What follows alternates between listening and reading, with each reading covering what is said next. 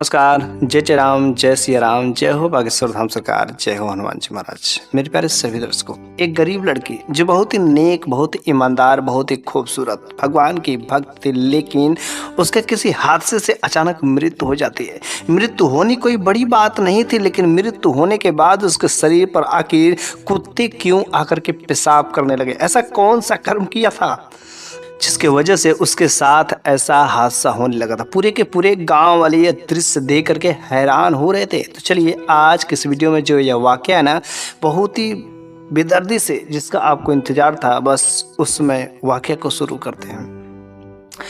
तो एक बार की बात है कि एक बच्ची जिसका जन्म होता है बहुत ही गरीब खानदान में, बहुत ही गरीब परिवार में। उसके माँ बाप इस दुनिया से छोड़ करके चले गए थे। बेचारी वह लाचार थी, बेसहारा थी, कोई सहारा देने वाला नहीं था। लेकिन उसके चाचा चाची थे, उनके भी 4 बच्चे थे। चूंकि चाचा बड़ा ही नेक था, बड़ा ही अच्छा था, और वह चाहता था कि जो मेरी भतीजी है ना, उसको मैं अपने पास ही रख लूँ। लेकिन उसके पास भी 4 बच्चे थे। बेचारा वो किसी तरीके से मजदूरी करके वो अपने बेटों को, अपने बच्चों को वो खिलाता था। लेकिन वो सोचा कि इसको भी रख लेते। लेकिन जो उसकी चाची थी ना, अर्थात जो उनकी पत्नी थी चाचा की, वह बहुत ही बेशर्म की टाइप की थी। वह जो अपने बच्चों के सिवाय किसी दूसरे बच्चों को देखना तक नहीं चाहती थी। बेचारा वह चाचा मजबूरी में उस बच्ची को गोद लेने के सिवाय कुछ नहीं कर पाता। वो उसे अपने पास नहीं रख पाता। अब तो वह बेचारी गांव गली गली में इधर उधर लोगों के दरवाजे पर भटकने लगे। लेकिन उसी गांव में एक बूढ़ी दादी भी रहती थी, जो भगवान की भक्त थी, भगवान को मानने वाली थी।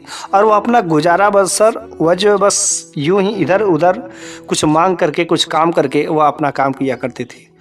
लेकिन जब उस बूढ़ी दादी माँ को उस बच्ची के बारे में पता चलता है कि उसके माँ बाप तो इस दुनिया से चले गए हैं और बस वह बच्ची इधर उधर भटकती है, उसका कोई सहारा नहीं है, बेचारी वह बूढ़ी दादी माँ उस बच्ची को अपने पास में रख लेती हैं। जैसे वह अपने खाती हैं वैसे उस बच्ची को खिलाती है। वैसे नमक रोटी अपने खाती हैं, पानी भात अपने खाती है, तो वैसे उस बच्ची को भी खिलाती थी।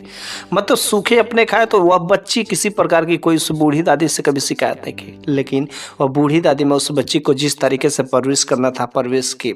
उसका पढ़ाई का मन करता था, लेकिन उसके पास इतने पैसे नहीं थे कि हाँ कुछ पढ़ाई लिखाई कर सके।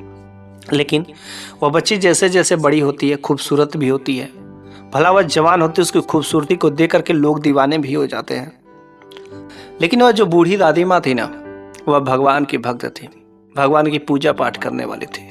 और जब वह भगवान की पूजा पाठ करती थी तो वह उस बच्ची को भी अपने पास में लेकर के बैठा करती थी। और वह अच्छे अच्छे ज्ञान की बातें जो भी जानती थी, वह जो अच्छी अच्छी ज्ञान की वाली कहानियाँ सुनाया करती थी।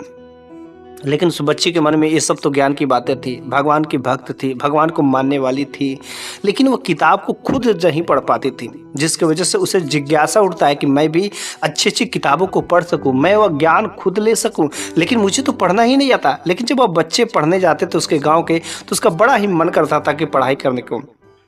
वह अपनी दादी माँ से कहती कि मम्मी मुझे भी पढ़ने जाने को मन करता है। और दादी माँ कहती कि बेटी मुझे पता है, लेकिन मेरे पास इतने पैसे नहीं कि मैं तुम्हारे स्कूल में नामांकन करा सकूं। पास पड़ोस की एक जो बच्ची थी, उस लड़की से उसकी दोस्ती हो जाती है। बस साथ साथ खेलते थे। लेकिन वो बच्ची जो है वह लड़की पढ़ने जाती थी, और जब पढ़ करके आती थी तो इसके साथ में खेलती थी। लेकिन एक दिन उस लड़की ने कहा कि देखो कि मेरी जो दादी माँ है ना, वो जो पढ़ने के लिए नहीं भेज सकती क्योंकि मेरे पास पैसे नहीं हैं। जो तुम पढ़ती हो, अगर थोड़ा थोड़ा मुझे कुछ थोड़ा सा हिंट दिया करती, थोड़ा सा बता देती तो बहुत ही अच्छी बात होती। उस लड़की को दया आ गया, जो कि साथ की फ्रेंड थी, सहेली थी।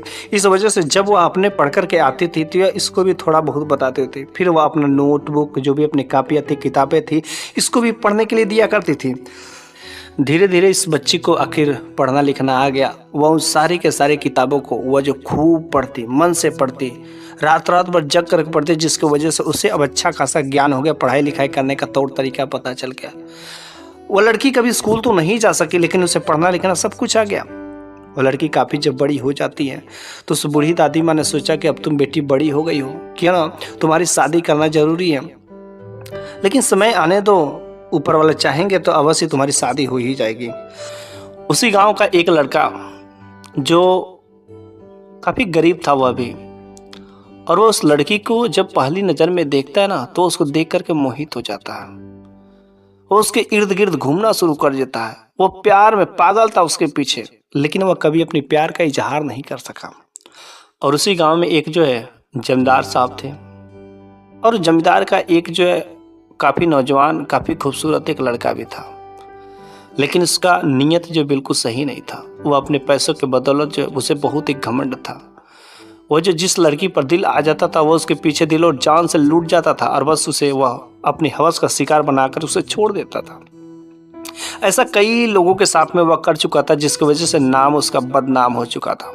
और वह जमींदार का लड़का जब इस बच्ची को, इस लड़की को देखता है, तो इसकी खूबसूरती को, इसके शरीर को, इसके अंग को, इसके बदन को देख करके वाकई वह मोहित हो जाता। और वह कहता क्या गजब की लड़की है, कि आज तक तो मैंने ऐसा हुस्न जवान लड़की देखी ही नहीं है, और वास्तव में मुझे तो चाहिए, यही लड़की चाहिए, और मैं इसी लड़की से शादी करूँगा। फिर जो है वह अपने मम्मी पापा से कहता है, तो मम्मी पापा जो उस बुढ़िया दादी के पास में जाते हैं अपने बेटे का रिश्ता लेकर के, और सारे के सारे बात बता दिए कि मेरा बेटा जो है आपकी बेटी से शादी करना चाहता है। उस बूढ़ी दादी माँ ने कहा कि मुझे कोई एतराज़ नहीं है, लेकिन इससे पहले मेरे को अपने उस बेटी से पूछना ही पड़ेगा, क्योंकि वह बहुत ही संस्कारी लड़की है। पता नहीं आपके लड़के को पसंद करेगी कि नहीं करेगी। अगर पसंद कर लेगी तो मुझे कोई एतराज़ नहीं है, लेकिन पहले उसे आने तो दीजिए। चूँकि वह लड़की अपने सहेली के साथ में कहीं पर गई थी, और जब वो वापस आती है तो उस लड़के के, उस जमींदार और जमींदार की पत्नी दोनों लोग वहाँ थे, और बुढ़िया दादी माँ भी थी। तो उस बुढ़िया दादी माँ ने अपनी बेटी से साफ साफ शब्दों में कह दिया कि बेटी देखो, ये जमींदार हैं और इनका बेटा तुमसे शादी करना चाहता, विवाह करना चाहता है, क्या तुम्हें वो रिश्ता मंजूर है? वो लड़की उस जमींदार के बेटे के बारे में हर तरीके से बहुत ही अच्छे से वाकिफ थी, क्योंकि रास्ते में एक बार वो जमींदार का बेटा ने कई बार छेड़ने की भी कोशिश किया, कई बार जो दुपट्टा भी उसका खींच दिया था, जिसके वजह से उस लड़के के बारे में अच्छी तरीके से जानती थी। और केवल यही लड़की नहीं, काफ़ी जितने भी उस गांव के लड़कियां थे, सारे के सारी लड़कियां उस लड़के के बारे में अच्छे से जानती थी, उसका चरित्र कैसा है। और फिर उस जमींदार के बेटे के बारे में जब सुनती है तो वो लड़की कहती कि माँ, मैं शादी करने में मेरे को कोई एतराज़ नहीं है, लेकिन मेरे को एक ऐसा पति चाहिए ना जो संस्कारी हो, जो लड़कियों को इज्जत करने वाला हो, जो भगवान को मानने वाला हो, जो माँ बाप की सेवा करने वाला हो। मेरे को वैसा संस्कारी पति चाहिए। मेरे को ऐसा पति बिल्कुल नहीं चाहिए जो तू किसी दूसरे लड़कियों को इज्जत के साथ में खिलवाड़ करता है, पैसे के बदौलत तो जिस्म का सौदा करता है। मेरे को वैसा नहीं चाहिए। जबकि जमींदार साहब कि में कोई गलती नहीं है, लेकिन अगर इनका बेटा, अगर यह लड़कियों को इज्जत करना, भगवान की भक्ति भाव करना अगर शुरू कर देता है तो शायद मैं इनके बेटे से शादी कर सकती हूँ। फिर वह जमींदार वहां से चले जाते और अपने बेटे से कहते कि अरे बेटा, अरे तुम अपनी चाल क्यों नहीं सुधार लेते? देख, आज वो लड़की गरीब है, लेकिन वह भी तुमसे शादी करने के लिए मना कर देती, इनकार कर देती है। अरे तू अपनी ये चरित्र क्यों नहीं सुधार लेता? एक कब तक तू पैसों को उड़ाता रहेगा? अरे तेरा शादी विवाह कोई नहीं करेगा। उस लड़की को बहुत ही गुस्सा आ जाता है।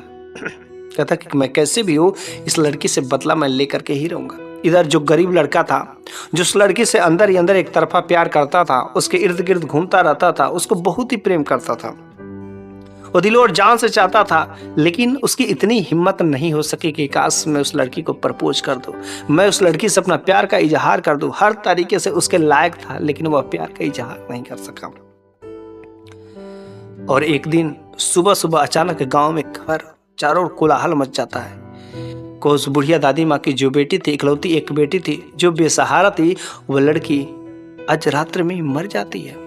बस उस बूढ़ी दादी माँ के घर के आगे पूरा जो शोर शराबा हुआ, पूरे गांव के लोग इकट्ठा हो गए। और जब इस लड़की को भी पता चलता कि अरे मैं जिस लड़की से इतना प्यार करता हूँ, आखिर वो कैसे मर गई, क्या हो गया? ये लड़का जब उस लड़की के पास में आता ना, तो उसके शरीर को देखकर उसके रूह कांप जाते हैं। अरे इससे क्या हुआ था? कल तो बिल्कुल ठीक थी। वो अपने आप को रोक नहीं पाता है, और बस वो उसके ऊपर, उसके शरीर पर गिर करके जोर जोर से चीखने चिल्लाने लगता है, रोने लगता है। गांव वाले देखते करे ये लड़का इसके घर का ना है, ना कोई इसका रिश्तेदार है, लेकिन आखिर ये इतना क्यों रो रहा है? आखिर क्या बात है?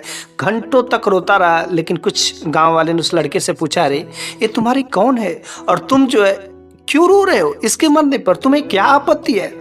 उस लड़के ने कहा, मुझे कोई आपत्ति नहीं है। अरे मेरा तो सारी दुनिया ही उजड़ गई। अरे मैं इस लड़की से प्रेम करता था, प्रेम, लेकिन आज तक मैंने अपने कभी प्यार का इजहार नहीं कर सका। यह लड़की बहुत ही नेक थी, लेकिन इसको कैसे मर गई, कैसे कुछ समझ नहीं आता है। तब तक जो है वहीं पर सारे के सारे लोगों में से जमींदार साहब का घर पर कुछ ऐसे आवारे कुत्ते भी रहते थे, कुछ गांव के भी कुत्ते रहते थे, और वे कुत्ते सब उस जगह पर आकर के उस लड़की का जो शरीर पड़ा हुआ था ना, उस पर जो पेशाब करना शुरू कर देते, एक एक करके पेशाब करते, कभी इधर से नोचते कभी उधर से नोचते। लोग कुछ कुत्तों को भगाते, लेकिन जब कोई भी कुत्ता आता तो उस लड़की के ऊपर जो पेशाब करके चला जाता। गांव वाले बड़े हैरान हुए, आखिर इस लड़की के साथ में ऐसा क्यों हो रहा है। आज तक तो ऐसा कभी कुछ नहीं हुआ था, बल्कि यह लड़की हर तरीके से चरित्र थी, इसका सब कुछ अच्छा था। तो कुछ उस गांव का जो जमींदार का लड़का आता है, अरे कहता है, अरे आप लोग यहाँ पर क्यों भीड़ लगाए। अरे शायद आपको नहीं पता, ये जो लड़की है ना बहुत ही चरित्रहीन थी, ये हमसे बार बार जो मिलने के लिए प्रेरित करती थी, फिर जो है और आप लोग इसको इतना अच्छा मानते, और देख आज पता नहीं कैसे इसकी मृत्यु हो गई। और इस वजह से कुत्ते इसके जो शरीर पर देखो पेशाब कर रहे, कितनी गंदी हरकतें कर रहे, इस लड़की के शरीर के साथ में अलग अलग प्रकार की हरकतें कर रहे। क्या आपको इसकी नीयत से लगता है कि सही थी। एक खूबसूरत है और ये लड़की इतनी खूबसूरत, भला नेक कैसे हो सकती है, भला भक्त कैसे हो सकती, भला शरीफ कैसे हो सकती। ऐसा कभी हो ही नहीं सकता कि खूबसूरत हो और शरीफ हो, कभी मेल नहीं खाता है। और इस लड़की के साथ का मेरे साथ बहुत ही अफेयर था, लेकिन मुझे समझ नहीं आया कि आखिर ऐसा कैसे हुआ। आखिर कल तक तो ठीक थी वह लड़का, बड़ा ही हैरान हुआ। लेकिन जब उस गांव में एक और शख्स था जो उस डेड बॉडी को, उस लड़की के शरीर को आकर के बहुत ही काफी बारीकी से उसको जांच पड़ताल करता है, और जब काफी जांच पड़ताल होता है तो उससे पता चलता है कि इसके शरीर के साथ में छेड़खानी हुई है। काफी उसके शरीर पर नाखून भी मारे गए हैं। अवश्य कुछ न कुछ दाल में काला है, कुछ न कुछ गड़बड़ी हुई है। तो वह लड़का उस गांव वाले के से कहता है कि देखिए ये लड़की जहां पर रहती है, मेरे को क्या उस जगह पर ले जाया जा सकता है। तो उस बूढ़ी दादी माँ से कहा कि हाँ, ये बूढ़ी दादी माँ के पास में रहती, तो बूढ़ी दादी माँ ने ही इस बच्ची का पालन पोषण किया था, इसलिए आप इस बूढ़ी दादी माँ से पूछिए। और बूढ़ी दादी माँ उस बच्ची को उसके कमरे में ले जाती हैं, और वह जब शख्स उस कमरे में जाता है तो एक चारपाई पड़ा हुआ था और कई सारी किताबें भी थी, और सारे के सारे किताबें बहुत ही व्यवस्थित क्रम में थी। लेकिन वहां से कुछ उसको समझ नहीं आता कि आखिर इसके साथ में कैसे छिड़काने, आखिर रात का मामला में क्या हुआ है। लेकिन टार्च लेके जब ढूंढते हैं तो उसके चारपाई के नीचे जो है एक सोने की चैन मिलती है। तो सोने की चैन को देख करके उससे कुछ शक होता है कि हाँ, यहाँ पर जो भी आया था वो बहुत ही रईस और बहुत ही धनी है उनका। और चूंकि जब यह बात जो चैन को देख करके कुछ लोगों को शक होता है, और तुरंत वह मामला को समझ जाता है, और सारे के सारे गांव वालों को उससे कहता है कि देखो मामला सारा का सारा क्लियर हो गया, और इसका पता भी चल गया कि कौन इस लड़की के साथ में जो ऐसा काम गलत किया है। वह कुछ गाँव वालों को लेकर के जमींदार साहब के घर पर जाता है, और जमींदार साहब से कहता है कि जमींदार साहब, आपका बेटा कहाँ है, आपके बेटे ने जो काम किया है आज जो हदें पार कर दी है। तो बस जमींदार ने अपने बेटे को बुलाया और कहा कि देखो सच सच तुम बता दो, तुमने उस लड़की के साथ में क्या किया है। वो कहता है कि मैंने कुछ नहीं किया, मेरे को क्या पता। और बस वो तुरंत लड़का उस चैन को दिखाता है। उस चैन को देखते ही जमींदार ने तुरंत पहचान लिया और कहता है कि देखो ये चैन किसका है, इस गांव में इतना कोई रईस है ही नहीं, इतना कोई ईमानदार, इतना कोई धनी है ही नहीं तुम्हारे सिवा, और तुम्हारे गले में जो चैन थी देखी हुई वही चैन है। और शायद तुमको पता होगा कि क्या हकीकत है, क्या हादसा है कि ये लड़की के साथ में तुमने आज रात्रि के समय में जबरदस्ती की है, जबरदस्ती उसकी इज्जत लूटनी चाहिए, जिसकी वजह से तुमने अपना नाम बदनाम होने से पहले उस लड़की का गला घोट करके मार देता है, और तुम सोचते कि मैं बच जाऊंगा। चूंकि ये बहुत ही पुरानी बात है, उसमें कोई पुलिस और कोई थाना नहीं था कि लोग कानूनी तौर पर सजा दें। चूंकि वह जमींदार इस गांव का मालिक था और जमींदार का काफी गांव के लोगों पर भरोसा भी था। लेकिन उस जमींदार के बेटे ने ही जब ऐसा काम किया तो जमींदार ने उन गांव वालों से कहा कि मुझे अपने बेटे पर बहुत ही शर्मिंदगी है, लेकिन मैं अपने बेटे को ऐसे नहीं छोड़ दूंगा, मैं अपने बेटे को उसकी सजा दूंगा जब तक कि वह सुधर नहीं जाता। तो फिर गांव वालों ने कहा आखिर अपने बेटे को कौन सी सजा देंगे। जमींदार ने कहा पहला, कुछ दिनों के लिए मैं अपने इस बेटे को अपने घर से मैं बाहर निकाल देता हूँ, और फिर जो है जितने गांव के जो मजदूर हैं, अब यह उन जो मजदूरों के साथ में काम करेगा, गाय चराएगा, भैंस चराएगा, काफ़ी मेहनत मजदूरी का काम करेगा, उसके बदले गांव से कुछ लोग चंद 1-2 रोटियां देंगे, इसे कोई जो महंगे कपड़े नहीं, कोई महंगी चीज नहीं, कोई नहीं, तब जाकर शायद इसका अकल ठिकाने पे आएगा। क्योंकि यह अक्सर जो है ये अपने पैसे का गलत जो इस्तेमाल करता था। आज मैं इसको कुछ दिनों के लिए अपने में इस जायदाद से दखल करता हूँ। और फिर वह उस दिन से उस लड़के को जमींदार साहब ने अपने घर से निकाल देता। अब वह मजदूरी करता, वह जो लोगों के दर दर की ठोकरें खाता, पूरे धूप में वह मेहनत करता, उसके बाद कुछ चंद पैसे मिलते जिसकी वजह से उसका गुजारा चलता। काफ़ी लंबे समय तक यह काम हुआ और फिर जो है उसको जब पता चल गया कि वास्तव में पैसे कैसे मिलते हैं, कितना मेहनत करने पर मिलता है, जब उसको सारा का सारा सबक सीख मिल जाता है, तब जा कर के उन गाँव वालों ने जमींदार के पास में कहा कि अरे जमींदार साहब, अब अपने बेटे को माफ़ कर दीजिए। आपका बेटा हर तरीके से सही हो गया, अब मेहनत मजदूरी करना सीख गया है, अब एक एक पैसे की वैल्यू को समझ गया और उसने जो गलती किया उसका पश्चाताप भी करना है। अब वह ऐसा वैसा कोई काम नहीं करता, इसलिए अब आप उसे ये सजा माफ़ कर दीजिए। वह बेटा भी आकर के अपने बाप के चरणों में उन गाँव वालों के सामने माफ़ी मांगता है कि पापा, मैं पूरे गांव वालों के सामने मैं माफ़ी मांगता हूं कि आज से अब से मैं ऐसी कोई हरकतें नहीं करूंगा कि जिससे आपका सर को झुकाना पड़े। अगर मैं ऐसा काम करता हूं तो आप जीवन भर के लिए मेरे को अपने घर से निकाल दीजिएगा। बस, और बेटा को माफ़ कर दिया जाता है और बेटा फिर से सही हो जाता है। फिर उसकी शादी भी की जाती है और तब से वह बेटा सही हो जाता है। लेकिन इधर वह लड़की के जो आशिक था ना, वह बेचारा उसके प्यार में पागल था। फिर भी उसने भी क्या करे, कब तक, एक न एक दिन तो भुलाना ही पड़ेगा। उसने भी अपनी ज़िंदगी में किसी दूसरी के साथ विवाह करना ही पड़ा, लेकिन वह उस प्रेम को उसको कभी भूल नहीं पाया था, क्योंकि वह उसे बहुत ही चाहता था, बहुत ही प्रेमी था। शायद वह इजहार कर दिया होता तो वह लड़की उसकी हो गई रहती और आज उसके साथ ऐसा दिन नहीं देखना पड़ता। मेरे प्यारे सभी दर्शकों, आज की जो यह कहानी है आपको कैसी लगी है कमेंट बॉक्स में ज़रूर बताइएगा। क्या आपके भी गांव में ऐसी कोई घटनाएं घटित हुई है तो आप कमेंट बॉक्स में ज़रूर इस शॉर्ट फॉर्म में उसको बता सकते हैं, ताकि मैं वह घटना और ऐसी कुछ ज्ञान की बातें उन गाँव वालों के और मैं ऐसे सभी दर्शकों के पास में मैं भेज सकूँ। बस धन्यवाद। अगले वीडियो में मैं फिर से कुछ ऐसी ही नई शानदार कुछ ज़बरदस्त कहानियाँ लेकर के हाजिर हूँगा। तब तक के लिए मैं विदा लेता हूँ।